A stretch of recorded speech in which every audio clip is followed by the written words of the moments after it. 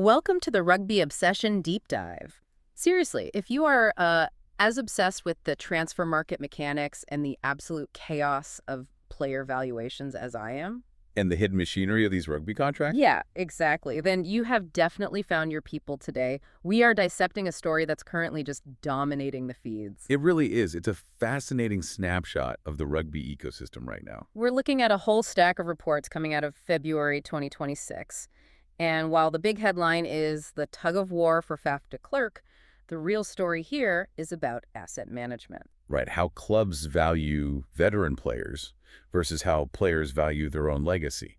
It's the classic domino effect in action. Because one contract ends, a budget cap opens up, and suddenly three other teams are scrambling. The butterfly effect, but with scrum-halves. Exactly.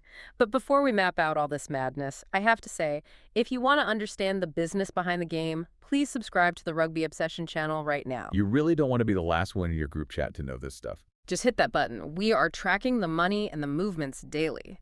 So let's establish the baseline. We are talking about Faf de Klerk, Two-time World Cup winner. a player who fundamentally changed how the scrum-half position is played defensively. But we need to look at his current asset status, because according to these reports from Japan, he isn't exactly an active asset for the Canon Eagles right now, is he? No, he's not. And this is the critical context for any negotiation happening at the moment. The sources confirm Faf is actually back in South Africa. Right. He's currently rehabbing a pretty significant leg injury. Now, the reports don't specify the exact nature of the surgery, but the timeline is the key indicator here. It's a long one. Yes.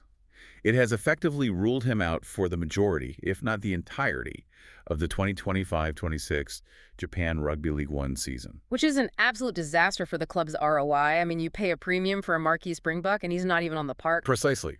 The contract structure in Japan is often quite rigid regarding playing time and renewals. The reports suggest his contract is concluding. And when you combine a high salary, an expiring deal, and a long-term injury at age 34. The writing is on the wall. It's looking highly probable that he won't be returning to the Yokohama-based club. So he hits the open market as essentially a distressed asset. A legend, sure, but an injured 34-year-old legend. In a normal market, yes, the value would tank. Usually when a scrum half hits 34 and is coming off a season-ending injury, European and Japanese clubs pull back. The risk premium is just too high. Exactly. You worry about recovery time, you worry about loss of explosive pace. But the Faf de Klerk brand seems to defy normal market economics.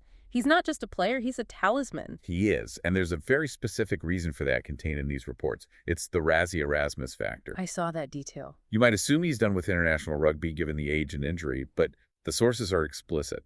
The Springbok coach has confirmed Faf is still very much in the mix. Yeah, the part about him attending team strategy meetings via Zoom, I found that fascinating. That is a massive signal to the market.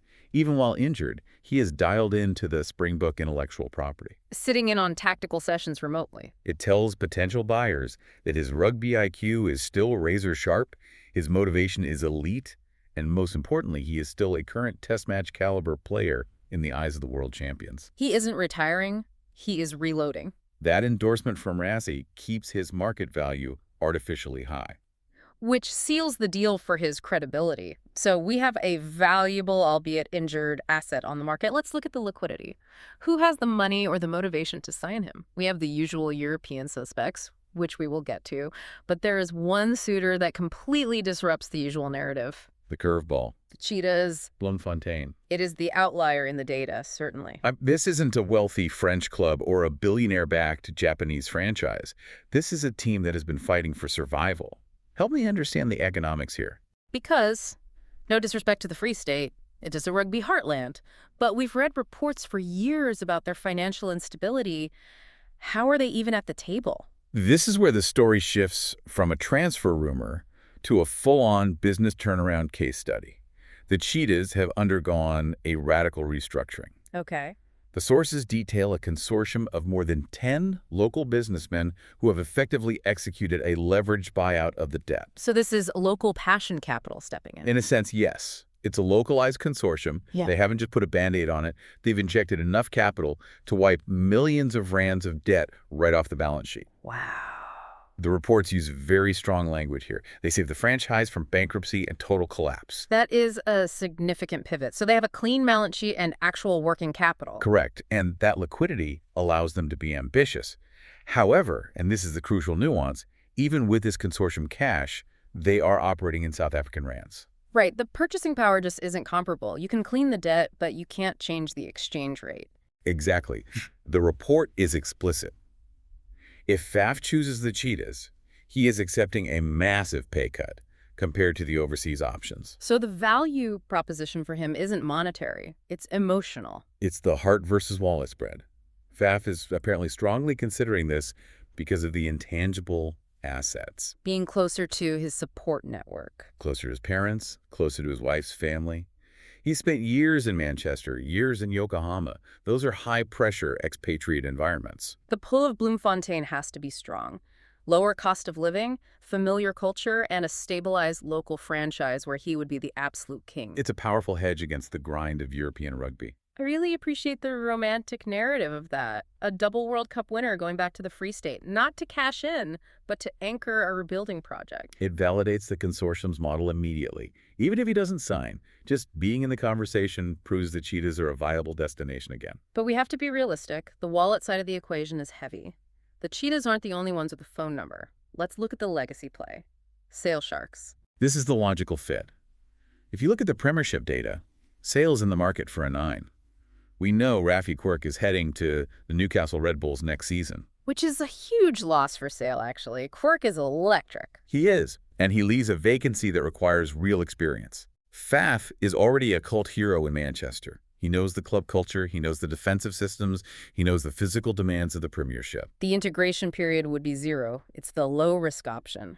Good money and a high level of competition. But is it the highest money? That brings us to the top 14. France, specifically Perpignan. Now, this is where the sources get very specific about the negotiation leverage. Yeah. Usually, clubs keep their cards close to their chest. But the Perpignan president, Francois Rivière, actually went on the record. I read that quote. It felt surprisingly blunt. It was a negotiation tactic played out in the press. Rivière confirmed the interest, he didn't deny it, but then he immediately devalued the asset. By saying what? He explicitly noted that Faf is expensive, and crucially, nearing the end of his career. Nearing the end of his career. That is a tough thing to hear from a potential employer. It's brutal honesty.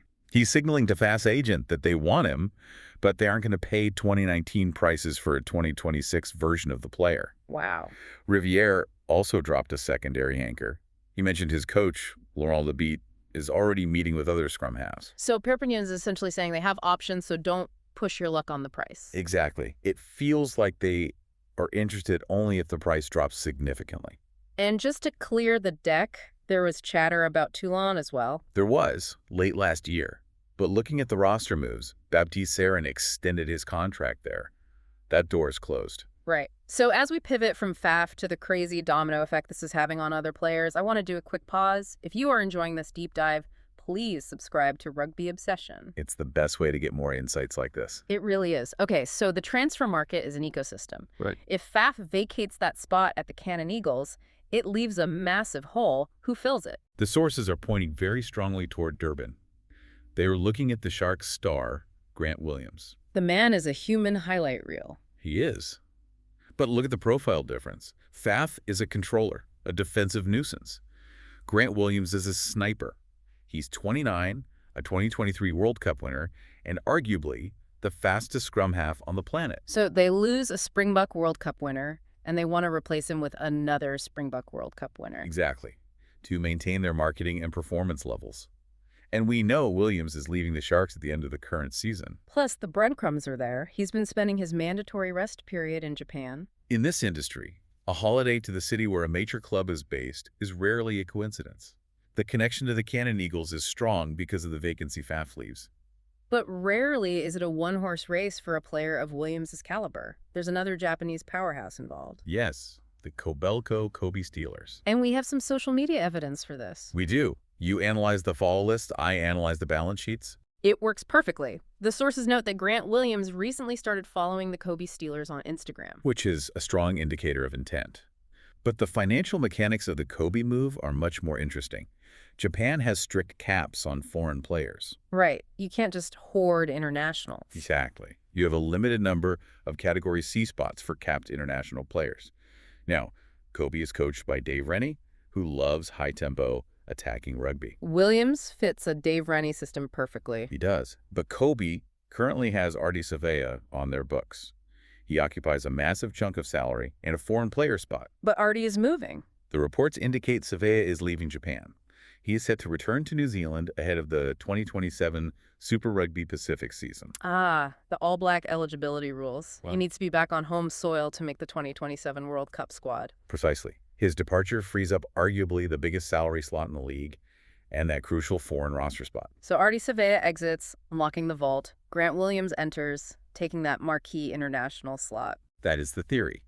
The funds are available, the spot is open, and swapping a loose forward for a game-breaking scrum-half allows Rennie to evolve the attack. It makes so much sense. Grant Williams is in an incredible position. He has two Japanese corporations potentially bidding up his price. It highlights the macro takeaway here. The market for elite Springboks is booming globally. It really is. Faf is injured and 34, yet has 3 offers. Williams is 29 and has a bidding war. But for me, the most encouraging signal from today's deep dive isn't the Japanese money. It's the Cheetahs story. Exactly. Seeing a local franchise finding new life through private investment, this consortium model is a huge positive for the local game. It is. If they can clean up the debt and compete for a player like Faf de Klerk, it proves the model works. It opens the door for more players to come home eventually. So let's throw this out to you, the listener. We've laid out the financial and emotional cards on the table. The decision matrix. If you were Faf de Klerk, what do? Do you take the massive pay cut to go to Bloemfontein and be the local hero? Or do you go to Sale or France and chase one last big payday? And where does Grant Williams fit best? Replacing Faf at the Eagles or joining Dave Rennie's revolution at the Kobe Steelers? I really want to know what you think. Drop a comment. Before we sign off, just one last reminder to subscribe to Rugby Obsession. You do not want to miss our next updates on this. Definitely not. And here is a thought to leave you with. Could this consortium model that saved the Cheetahs be the blueprint? Imagine a domestic league where local private investment brings more Springbok legends back to South Africa. That would be massive. It would revolutionize the local game. Thank you for listening to the Rugby Obsession Deep Dive, and we'll look forward to you listening to our next episode.